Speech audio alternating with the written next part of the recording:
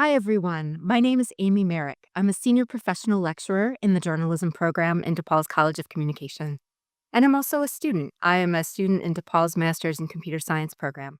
And today I plan to talk about AI and bias, although maybe not in the way that you've heard it discussed before. We're going to talk about bias in AI, the bias that humans bring to the writing that we do, and how we can use our classroom to explore bias together. My reading recommendation comes from the Financial Times. It talks about the technology behind the transformer, which is what some of the current generations of large language models do to make their predictions in the words and the sentences that they use. It's an illustrated walkthrough, and while it does get into technical details, it's also very accessible. So it's a nice way for people to explore the technology a little bit further and what we'll be talking about in a few minutes. So, our classroom experiment that I want to talk about today is we decided to look at, can AI be used as a bias detector to give us more insight into our own writing? Now, this not may not be the way that you typically think about AI and bias. These are some recent news headlines where we talk about some really rational concerns about how AI can reflect and even amplify the biases that we as humans bring to our systems. So, as AI is increasingly used in software for the criminal justice system, in healthcare, and other really important ways we have of working together as humans, we really need to be aware of how AI can take the biases that we already have and sometimes even make them worse and kind of amplify those stereotypes. So that's going to continue to be a really important part of the conversation.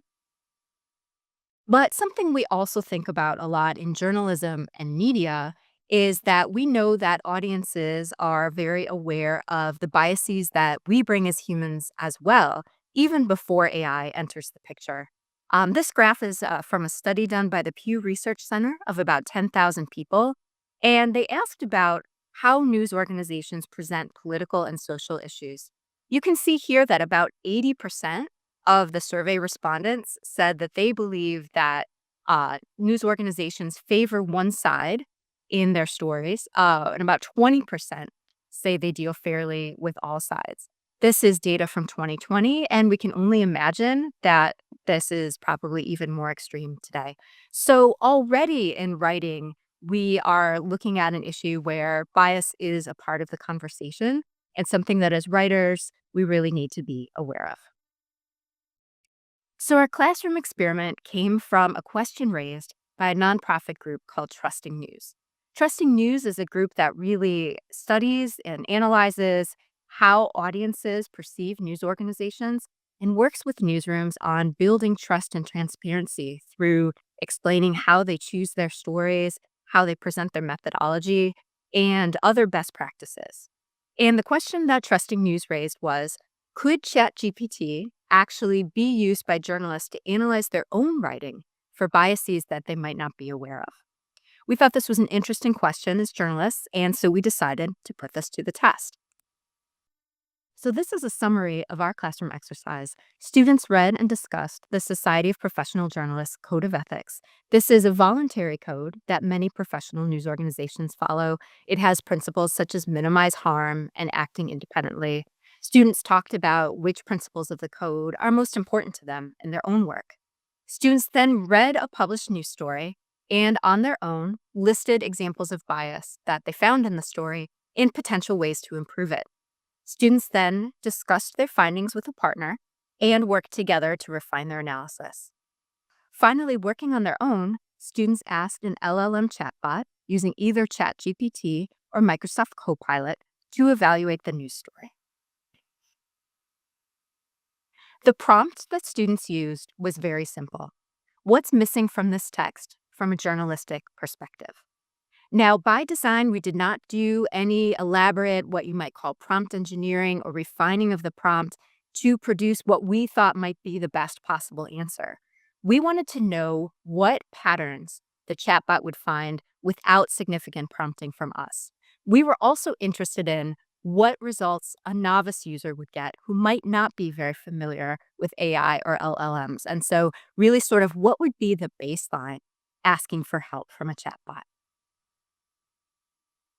What we found overall were that the suggestions to reduce bias in the news story, both from the LLMs and from the students, fell into a few categories.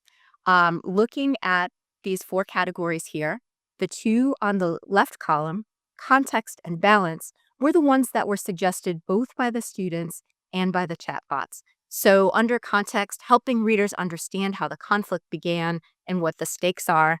And then balance, bringing in more voices, more sources and stakeholders to provide different perspectives.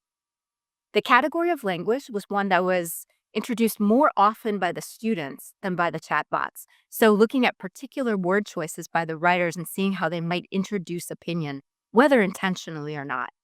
And then the LLM chatbots were more likely to suggest adding data, incorporating data or graphics that could provide more evidence for the claims raised in the article.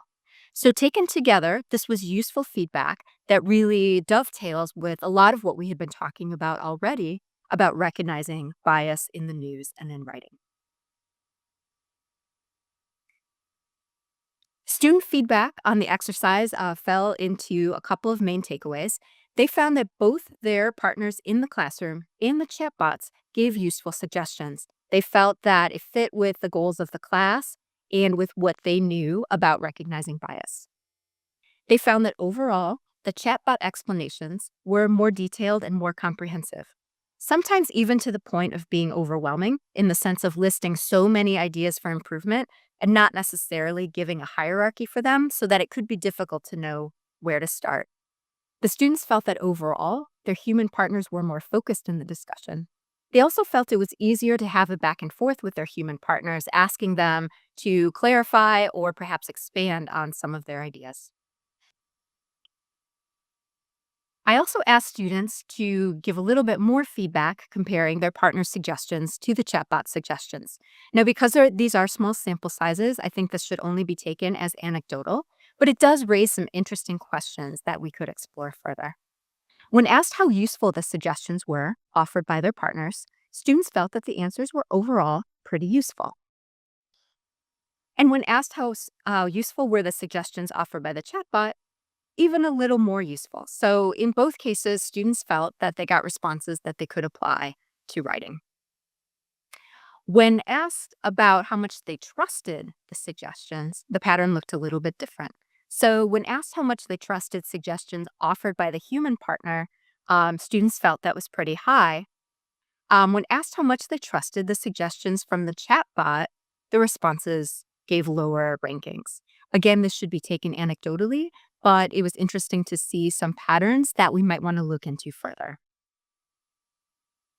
One response from a student really kind of summed up the conversation that we had in the class about the exercise. This person said, interacting with a human being is obviously significantly easier than talking to a robot, and I am also much more inclined to trust a person. That being said, however, the suggestions from Copilot were quickly delivered, easy to decipher, comprehensive, and helpful. I would very much take the suggestions from the bot into consideration were I writing this article, and the advice would make the finished piece better. AI leaves a bad taste in my mouth, though. It will be some time before I trust it enough and feel morally okay enough to use it in this manner, even if the suggestions are excellent. I wasn't necessarily expecting the use of the word moral in the student response, and that was also an interesting aspect of the discussion worth exploring further. Overall, our classroom exercise brought to mind the communication scholar Marshall McLuhan. You probably are familiar with McLuhan's phrase, the medium is the message. And of course, that means that the way information is conveyed often matters as much as the content of the information itself. We can, of course, see that as our mass communication has moved from print sources to television and now to smartphones, that has shifted the content of messages as well and the way that we receive them. In addition to what McLuhan was talking about, which I think is very relevant, another idea comes through here that the messenger is also the message. The same information coming from different sources may be taken differently.